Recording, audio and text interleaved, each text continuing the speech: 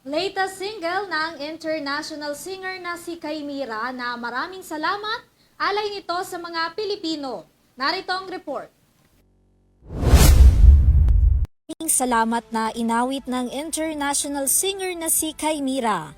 Bahagi yan ng kanyang latest single Under Venice sa turno na una niyang inilunsad dito sa Pilipinas.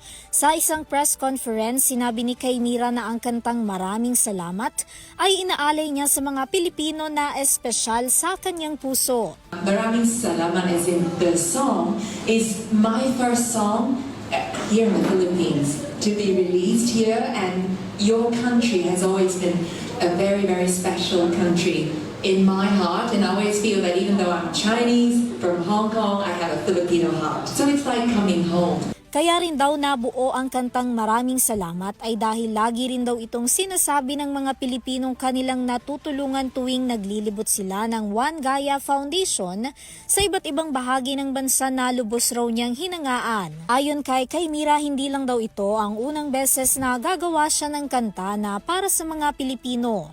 Dahil handa daw siyang makipag-collab sa mga Filipino artist gaya na lang daw ni Bamboo at Lea Salonga. Samantala, bukod sa Maraming Salamat, una na rin itong nailabas ang kanyang single na Give It To Me kasama ang Filipino singer na si Chris Lawrence at Brazilian rapper na si Duende Primiero na naging number 5 sa UK Dance Chart. Nag-number 1 din sa Brazil ang ilan pa niyang kanta na Perdao, Sun and Sea at Vem Comigo.